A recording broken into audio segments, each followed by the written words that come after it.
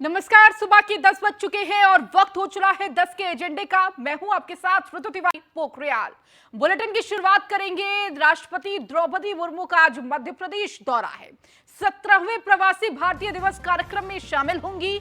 इंदौर में 27 देशों के भारतवंशियों को करेंगी सम्मानित। तो प्रवासियों को दिया जाने वाला सबसे बड़ा पुरस्कार सूरीनाम वहीं पर गुयाना के राष्ट्रपति से भी मुलाकात उनकी होनी है। तो इंदौर में 27 देशों के भारतीयों से ये मुलाकात,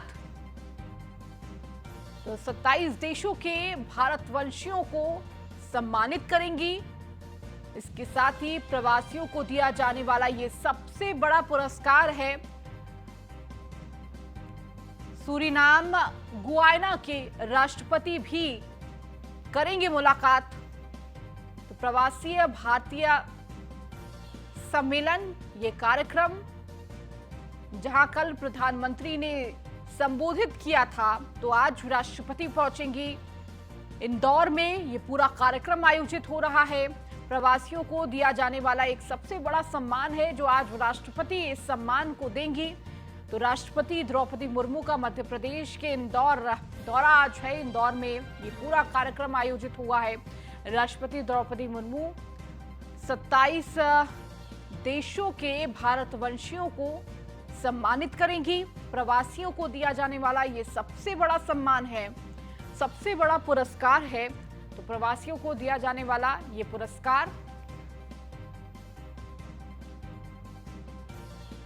खबरों में आगे बढ़ेंगे। 23% तक महंगी हो सकती है घरेलू बिजली। विद्युत विनियामक आयोग में प्रस्ताव दाखिल। बिजली कंपनियों में सोमवार को दाखिल किया प्रस्ताव।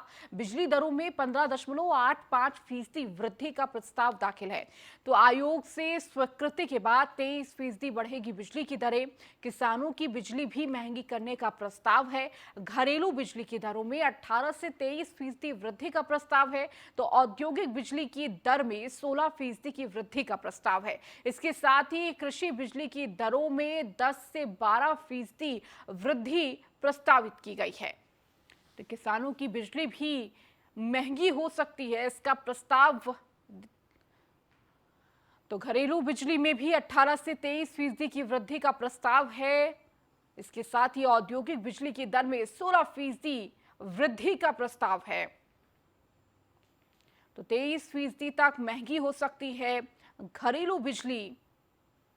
विद्युत नियामक आयोग में प्रस्ताव दाखिल किया गया है। तो बिजली कंपनियों ने सोमवार को यह प्रस्ताव दाखिल किया है।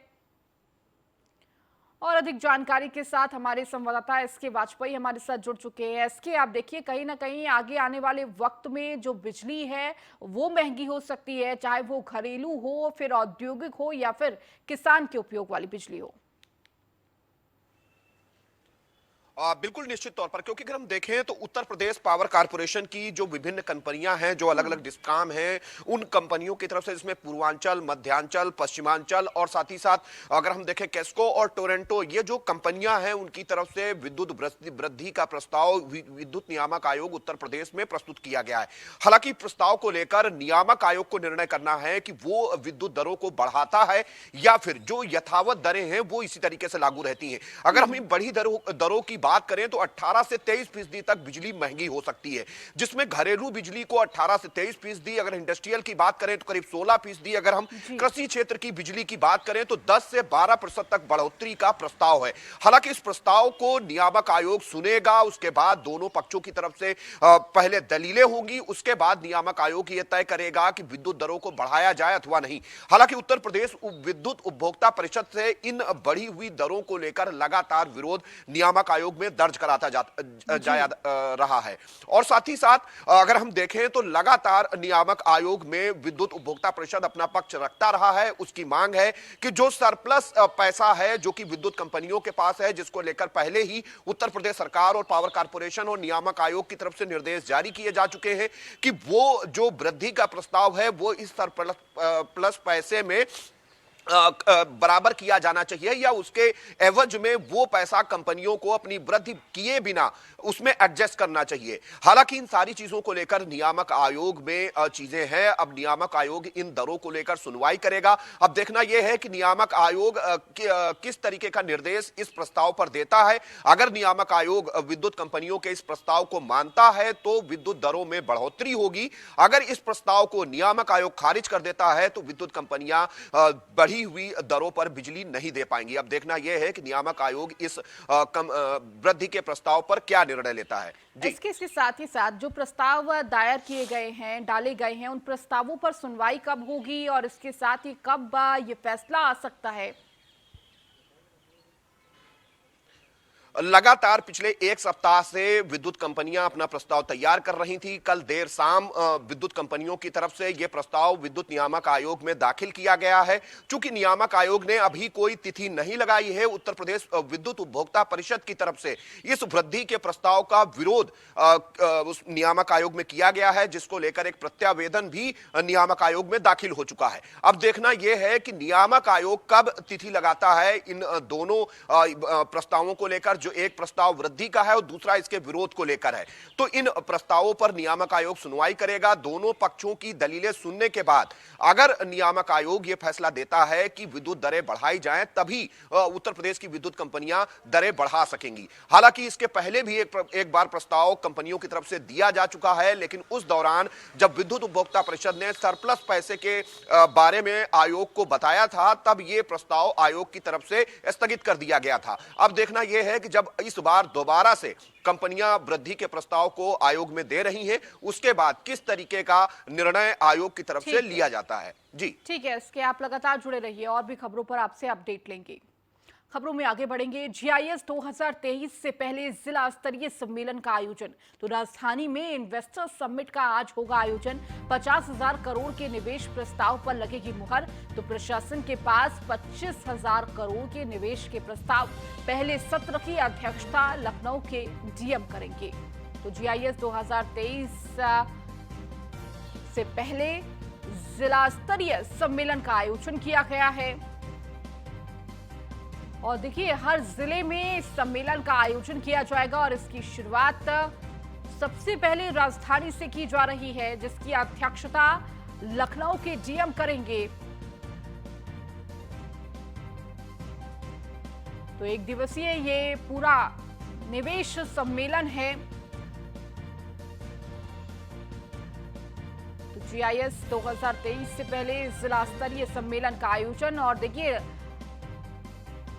हर स्टेट, हर प्रदेश में भी लगातार निवेश को लेकर तमाम मंत्री पहुंच रहे हैं और इसके साथ ही साथ उत्तर प्रदेश के हर जिले में जिला स्तरीय सम्मेलन का आयोजन किया जा रहा है। एसके हमारे साथ लगातार जुड़े हुए हैं। एसके देखिए जीआईएस 2023 को लेकर लगातार सरकार जो है वो अपनी कोशिश में जुटी हुई है और जहां एक तरफ प्रदेश में जाकर ये पूरे सम्मेलन की जानकारी और निवेशकों को लुभाने की कोशिश की जा रही है, तो वहीं उत्तर प्रदेश के तमाम जिलों में भी इस सम्मेलन का आयोजन किया जा रहा है। बिल्कुल निश्चित तौर पर, क्योंकि अगर हम देखें तो उत्तर प्रदेश सरकार की तरफ से जहां पहले विदेश में रोड शो किए गए और लगातार उत्तर प्रदेश सरकार के मंत्रियों के समूह, उत्तर प्रदेश के ब्यूरोक्रेट के समूह विभिन्न देशों में गए थे, जहां उत्तर प्रदेश के निवेश की संभावनाओं को लेकर, उत्तर प्रदेश की औद्योगिक विकास नीति को लेकर, उत्तर प्रदेश सरकार की तरफ से दी जा रही विभिन्न सब्सिडी और सुविधाओं को लेकर यह जानकारी विदेश के निवेशकों को, वहां के जो इंडस्ट्रियलिस्ट हैं, जो वहां के वित्त मंत्री हैं, उनको दी गई थी और कोशिश की गई थी कि ज्यादा से ज्यादा निवेशक उत्तर प्रदेश की ग्लोबल इन्वेस्टर समिट में आए और उत्तर प्रदेश में निवेश करें। हालांकि अब उत्तर प्रदेश सरकार की तरफ से देश की ही जो विभिन्न मल्टीनेशनल कंपनियां हैं जो कि उत्तर प्रदेश या उसके बाहर काम करती हैं, उनके ज्यादा से ज्यादा यूनिट्स उत्तर प्रदेश में हो, ज्यादा से ज्यादा निवेश वो उत्तर प्रदेश में करें, इसको लेकर उनके साथ समन्वय बिठाने की बात चल रही है, जिसको लेकर उत्तर प्रदेश के मंत्रियों के प्रतिनिधिमंडल लगातार विभिन्न महानगरों की यात्रा कर रहे हैं, जिसमें कोलकाता, चेन्नई, मद्रास, मुंबई, बेंगलोर, दिल्ली जैसे जो शहर हैं, वहां पर उत्तर प्रदेश सरकार के मंत्री जाकर रोड शो कर रहे हैं, उत्तर प्रदेश की निवेश की संभावनाओं के बारे में बता रहे हैं। अब उत्तर प्रदेश सरकार की तरफ से जिला स्तरीय इन्वेस्टर समिट भी लगातार आयोजित की जा रही है। अगर हम पहली जिला स्तरीय इन्वेस्टर समिट की बात करें तो बाराबंकी जिले में की गई थी और दूसरी इन्वेस्टर समिट बहराइच जिले में हुई थी। अब चूंकि उत्तर प्रदेश में 75 जिले हैं और कोशिश की जा रही है कि Uttar Pradesh global investor summit से पहले उत्तर प्रदेश के विभिन्न जिलों में जिला स्तरीय इन्वेस्टर समिट की जाए, जिसमें वो उद्योगपति जो जिला या प्रदेश स्तर पर काम करते हैं उनको निवेश के लिए आकर्षित किया जाए। उनके लिए सरकार की क्या योजना है, सरकार ने उनके लिए क्या नीतियां बनाई हैं, उनको किस तरीके से सरकार सब्सिडाइज करेगी, इन बहुत सारी चीजों के बारे में जानकारी दी जाए और एक तरीके का ग्लोबल इन्वेस्टर समिट का प्रमोशन जिला स्तरीय इन्वेस्टर समिट के जरिए किया जाए। हालांकि लगातार उत्तर प्रदेश सरकार कोशिश कर रही है, जिसमें उत्तर प्रदेश सरकार के जो वरिष्ठ ब्यूरोक्रेट्स हैं वो इन जिला स्तरीय इन्वेस्टर समिट में हिस्सा ले रहे हैं। अगर हम बाराबंकी और बहराइच जिले की जो पहले जिला स्तरीय इन्वेस्टर समिट हो चुकी हैं उनकी बात करें तो एक बड़ा निवेश उत्तर प्रदेश सरकार की प्रयास के बाद इन जिलों से आया था। तो अब कोशिश की जा रही है कि सभी 75 जिलों में निवेश लाने के लिए जिला स्तरीय इन्वेस्टर समिट की जाए, ताकि जो जिले या प्रदेश स्तर के निवेशक हैं उनको भी उत्तर प्रदेश सरकार की नीतियों, उत्तर प्रदेश सरकार की जो निवेश को लेकर प्रयास हैं, जो उनकी संभावनाएं हैं, उनके बारे में पता चले। हालांकि मुख्य सचिव की तरफ से उत्तर प्रदेश के सभी जिलाधिकारियों को निर्देशित किया गया है कि वो अपने अपने जिले में जिलाधिकारी की अध्यक्षता में जिला स्तरीय इन्वेस्टर समिट का आयोजन करें, ताकि ज्यादा से ज्यादा निवेशकों को ग्लोबल इन्वेस्टर समिट के लिए इनवाइट किया जा सके और एक प्रमोशन भी ग्लोबल इन्वेस्टर समिट का प्रदेश के सभी 75 जिलों में जिला स्तरीय समिट के माध्यम से किया जाए। जी ठीक है, इसके आप लगातार जुड़े रहिए और भी खबरों पर आपसे अपडेट लेंगे। चलिए खबरों में आगे बढ़ेंगे। बात उत्तर प्रदेश दिवस का थीम निवेश पर होगा केंद्रित। अवध शिल्प ग्राम में यूपी दिवस का होगा आयोजन। सभी जिलों में आयोजित किया जाएगा यूपी दिवस। तो यूपी दिवस की थीम निवेश एवं रोजगार पर केंद्रित। मुख्य सचिव ने अधिकारियों को वीसी में ये निर्देश दिए हैं। तो वीडियो कॉन्फ्रेंसिंग के जरिए ये निर्देश दिए गए हैं। सभी जिलों में आयोजित किया जाएगा यूपी दिवस और इसको लेकर जो थीम है वो निवेश एवं रोजगार पर केंद्रित रखी जाएगी। मुख्य सचिव के द्वारा अधिकारियों को वीडियो कॉन्फ्रेंसिंग के जरिए ये निर्देश दिए गए हैं। उत्तर प्रदेश दिवस का थीम निवेश पर होगा केंद्रित। अवध शिल्पग्राम में यूपी दिवस का होगा आयोजन।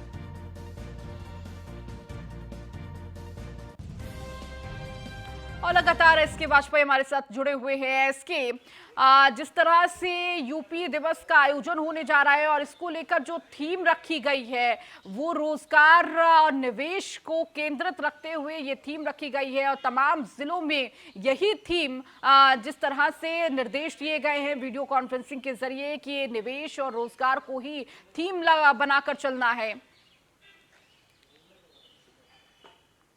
बिल्कुल, अगर हम देखें तो उत्तर प्रदेश दिवस 24 जनवरी को मनाया जाता है। इस बार 3 दिवसीय यूपी दिवस का आयोजन होगा, जिसमें पूरे प्रदेश भर के सभी 75 जिलों में विभिन्न आयोजन होंगे। अगर हम इन दिवसों की बात करें तो 24, 25 और 26 जनवरी को पूरे प्रदेश भर के सभी 75 जिलों में जिला स्तरीय जहां यूपी दिवस मनाया जाएगा, वहीं राजधानी लखनऊ में इसका बड़ा आयोजन होगा, जो कि अवध शिल्प ग्राम में होगा, जिसको लेकर मुख्य सचिव की तरफ से निर्देश जारी किए गए हैं कि इस यूपी दिवस की जो थीम है वो उत्तर प्रदेश इन्वेस्टर समिट और साथ ही साथ रोजगार को ध्यान में रखकर बनाई जाए। हालांकि यूपी दिवस में उत्तर प्रदेश सरकार की तरफ से लगातार पिछले 2017 से लेकर अभी तक आयोजन होते रहे हैं, लेकिन इस बार कोशिश की जाएगी कि ग्लोबल इन्वेस्टर समिट चूंकि उत्तर प्रदेश में होनी है तो उसको लेकर उसकी थीम पर ही यूपी दिवस मनाया जाए। हालांकि इन 3 दिनों में जहां जिलाधिकारी और कमिश्नर जो स्थानीय अधिकारी हैं उनके माध्यम से इन्वेस्टर समिट की थीम के तहत बताने की कोशिश होगी कि किस तरीके से उत्तर प्रदेश सरकार लगातार प्रयास कर रही है, खासतौर में उत्तर प्रदेश में निवेश और रोजगार बढ़ाने के लिए,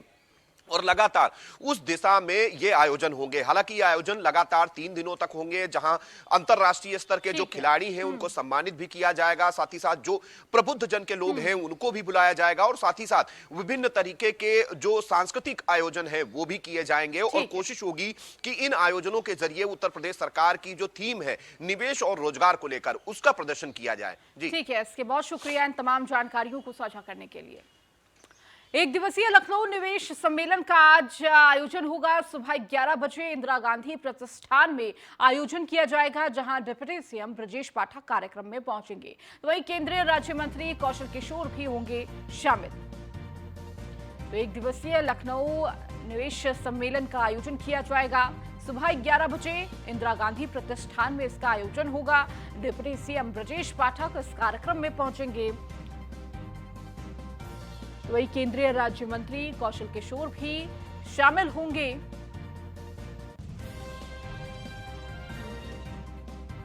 तो एक दिवसीय लखनऊ निवेश सम्मेलन का आज आयोजन किया जाना है। सुबह 11 बजे इंदिरा गांधी प्रतिष्ठान में ये आयोजन होगा और जिसमें डिप्टी सीएम ब्रजेश पाठक कार्यक्रम में सम्मिलित होंगे।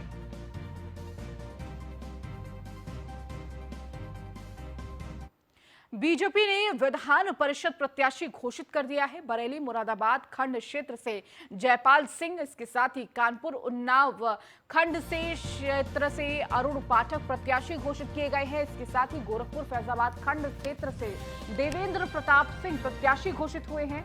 कानपुर उन्नाव शिक्षक क्षेत्र से वेणु रंजन भदौरिया बीजेपी प्रत्याशी हैं। तो झांसी से प्रयागराज शिक्षक का स्नातक क्षेत्र से बाबूलाल तिवारी बीजेपी एमएलसी प्रत्याशी हैं।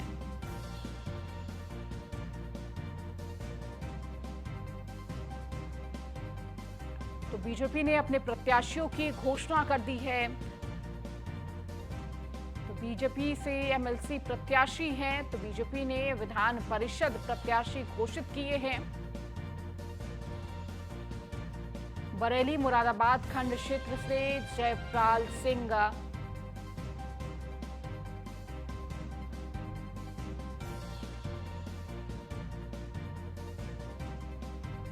और गोरखपुर फैजाबाद खंड से प्रताप सिंह प्रत्याशी घोषित किए गए हैं।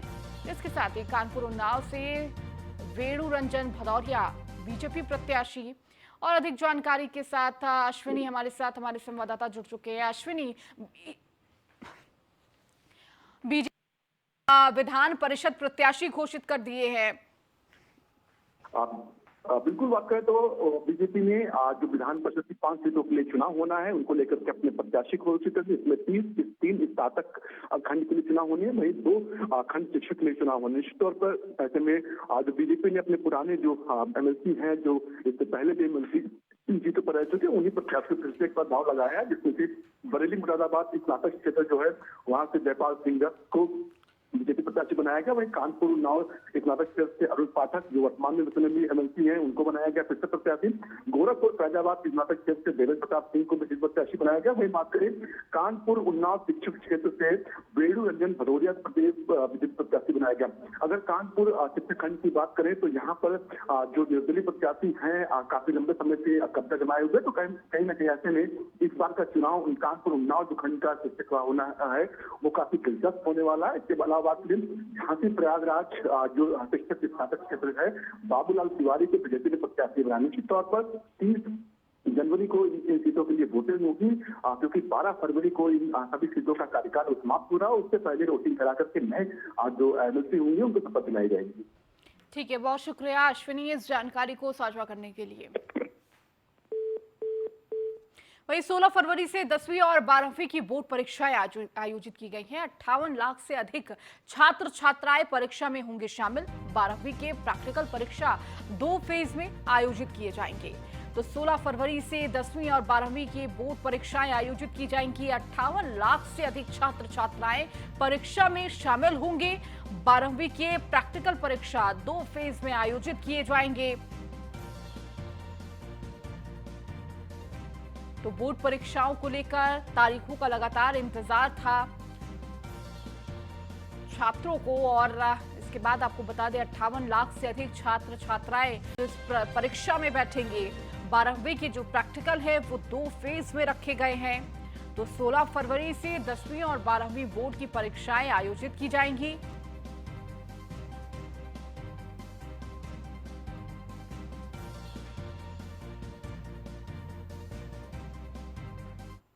मैनपुरी से शिवपाल सिंह यादव का बड़ा बयान, बोले हम सिर्फ 99 बार तक करेंगे बर्दाश्त, फिर नहीं करेंगे बर्दाश्त। करहल के ग्राम अंडनी में मूर्ति के अनावरण कार्यक्रम में पहुंचे और इस दौरान उन्होंने भाजपा नेत्री द्वारा दिए गए विवादित बयान और मनीष जगन अग्रवाल की गिरफ्तारी को लेकर कहा कि हम सिर्फ 99 बार तक बर्दाश्त करेंगे, उसके बाद बर्दाश्त नहीं करेंगे। यह सरकार हर तरफ से फेल है। इस सरकार में महंगाई और भ्रष्टाचार चरम पर है। नौकरशाही भ्रष्टाचार में लिप्त है। इस सरकार में जनता को सिर्फ परेशानियां ही परेशानियां हैं। हम इस सरकार की नाकामियों को इकट्ठा कर रहे हैं और चुनाव में इसे जनता के बीच ले जाएंगे। 2024 में हम इस नाकाम सरकार को हटाने का भी काम करेंगे।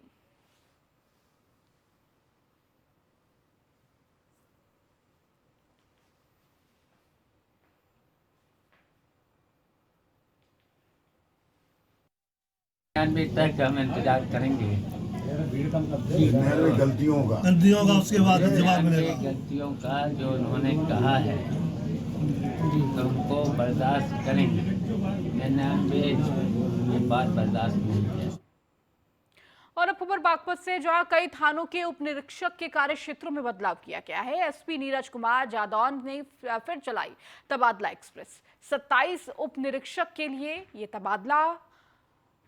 तो एसपी नीरज कुमार जादौन ने ये तबादला एक्सप्रेस एक बार फिर चला दी है। 27 उप निरीक्षक के तबादले हुए हैं। तो कई थानों के उप निरीक्षक के कार्य क्षेत्रों में ये बदलाव किया गया है।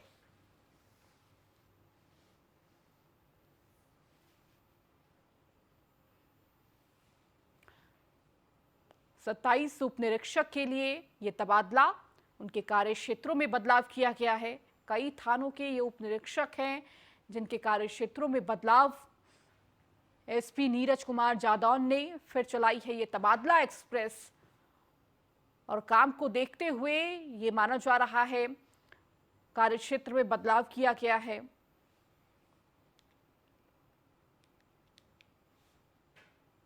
अब खबर मेरठ से है, जहां पॉलिथीन में सड़क पर पड़ा मिला नवजात बच्चा। अस्पताल पहुंचने से पहले ही उसकी मौत हो गई। पुलिस ने नवजात के शव को पोस्टमार्टम के लिए भेजा है। करीब 7 महीने का बताया जा रहा है ये नवजात। 15 दिन पहले एक भ्रूण अस्पताल की टॉयलेट में मिला था। तो वहीं प्यारेलाल अस्पताल के टॉयलेट में ये नवजात की भी पुलिस नहीं कर पाई पड़ताल। थाना ब्रह्मापुरी क्षेत्र के इंदिरानगर का ये पूरा मामला है। पुलिस ने नवजात के शव को पोस्टमार्टम के लिए भेजा है। करीब 7 महीने का बताया जा रहा है ये नवजात।